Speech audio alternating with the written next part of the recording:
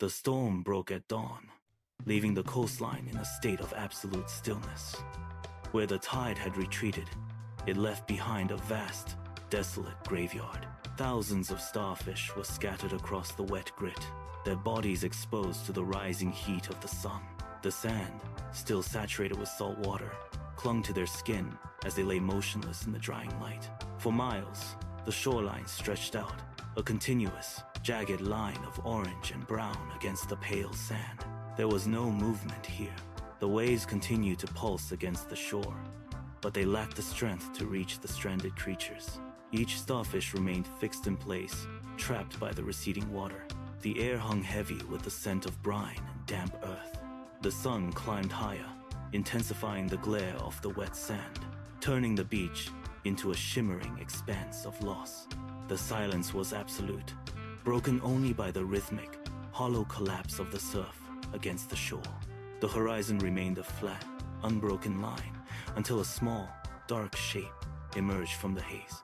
It moved slowly, a singular point of motion against the vast, static expanse of the beach. As the figure drew closer, the scale became clear. A young boy walked along the tide line, his path cutting directly through the center of the stranded life. He did not look toward the ocean or the dunes. His gaze remained fixed on the ground just ahead of his feet. Every step he took left a distinct, deep impression in the wet grit, a temporary mark on the surface of the sand. He walked with a steady, measured cadence, his body leaning slightly forward against the resistance of the damp earth. The sound of his boots sinking into the sand was the only noise in the heavy air, a rhythmic crunching that echoed against the backdrop of the retreating tide. He moved past rows of motionless starfish, his presence a stark, living contrast to the stillness surrounding him. The boy broke his rhythm without warning. He stopped, his heels digging into the wet grit, and looked down. A single starfish lay near his left boot, its limbs curled and stiff against the drying sand. He knelt, the movement slow and deliberate, and pressed his palms into the cool, damp earth.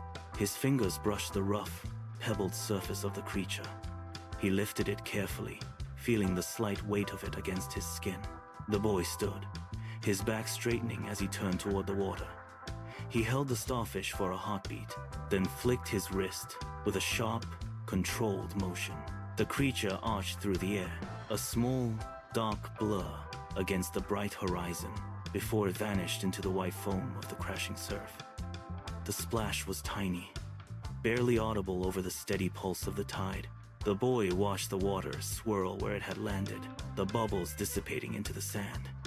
He took a breath and looked back down at the sand.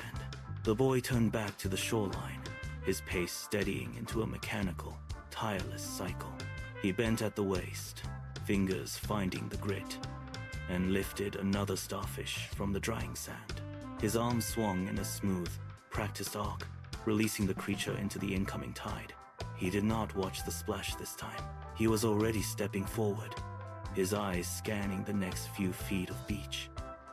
The sun climbed higher, casting a harsh, white glare. Sweat beaded on his forehead, tracing lines through the dust on his skin, but he did not pause to wipe it away. His shoulders slumped slightly under the weight of the heat, yet his hands remained precise and firm. Every few paces, the pattern repeated. The stop, the reach, the lift, and the throw. His movements were stripped of all wasted motion. Miles of sand stretched out before him, a vast, silent graveyard. He kept his gaze low, focused entirely on the immediate ground. The boy reached for another starfish, his fingers brushing the hot sand, when a new sound cut through the steady rhythm of the tide. It was not the soft, yielding crunch of bare feet on grit, but the sharp, rhythmic tap of hard leather soles. He did not look up, his focus locked on the task, but the sound grew louder, closing the distance between them. A shadow stretched long and thin across the sand, falling over the boy's hands. He straightened, his muscles protesting the shift, and turned his head. A man stood a few paces away, his hands tucked into his pockets. He remained perfectly still, his posture rigid and upright, while the wind tugged at his frame. He watched the boy with a slow, deliberate tilt of his head. His lips curved into a faint, thin line of amusement. He did not move to help.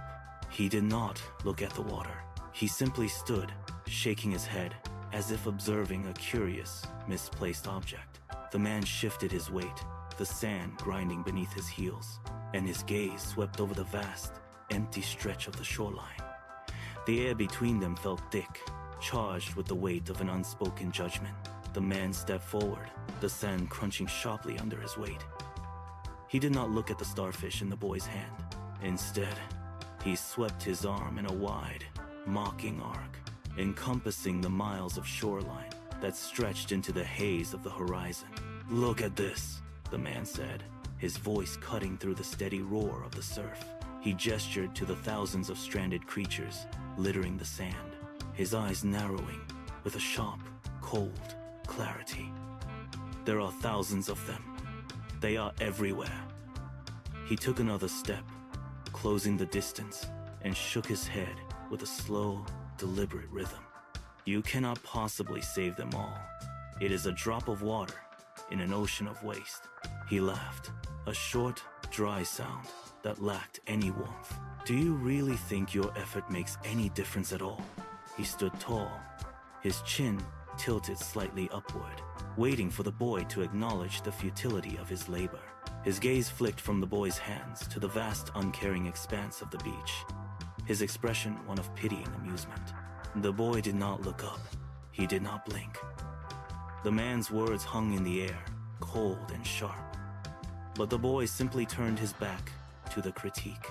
He bent at the waist, his knees flexing as he reached down into the grit. His fingers found the damp, rough surface of another starfish. He lifted it carefully, his grip firm yet gentle, shielding the creature from the heat of the sun. He stood upright, his movements fluid and unhurried. He did not offer a defense or a debate. He did not try to quantify the scale of the disaster or justify his presence. Instead, he drew his arm back, his muscles coiling with intent. With a single, rhythmic flick of his wrist, he sent the starfish spinning through the air. It traced a clean arc against the blue sky before splashing into the foam of the incoming wave. The water swallowed it, pulling the life back into the safety of the depths. The boy watched the ripples fade, his expression unchanged. He did not look for approval. He did not seek a reaction. He simply took a half step forward, his eyes scanning the sand for the next one. The man remained standing there, his mouth slightly open, watching the boy reach down once more. The boy's silence was absolute, a wall against which the man's logic had simply shattered. The boy stood up, his hands still damp from the seawater. He did not rush. He pivoted slowly, his feet shifting in the wet sand until he was facing the man directly. He looked the man in the eye, his gaze steady and devoid of any hesitation. There was no anger in his expression, only a quiet, grounded certainty that stopped the man mid-breath.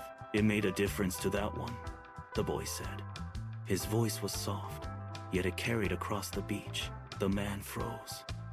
The amusement that had been etched into his features vanished, replaced by a sudden, hollow stillness. He opened his mouth to speak, but the words died in his throat. The logic he had carried felt brittle and small. The boy did not wait. He simply turned back to the sand, leaving the man standing alone in the silence. The man did not move. He watched the boy walk away, his presence fading into the vast, sun-bleached expanse of the shoreline. The tide continued its slow retreat, pulling back from the land and exposing miles of wet, grit-covered sand. With every inch of ground revealed, the boy found another life waiting. He bent, he lifted, he tossed. The cycle repeated, a steady, unwavering rhythm that defied the scale of the tragedy. He did not look back at the man, nor did he look toward the horizon. He focused entirely on the few feet of sand directly in front of him. The sun climbed higher, casting long, sharp shadows across the beach. Yet the boy did not falter. He worked with the same deliberate care for the 100th starfish as he had for the first. The man eventually turned and walked away, his footsteps leaving deep, heavy imprints in the sand. But the boy remained. He was a small figure against the immense backdrop of the ocean, yet his impact was absolute. He understood that the world is not changed by grand gestures alone. It is shaped by the accumulation of individual choices. Small actions are the foundation of change. You do not need to save the entire world to make a difference. You only need to start with one step today. The boy reached down, picked up another, and sent it back into the blue.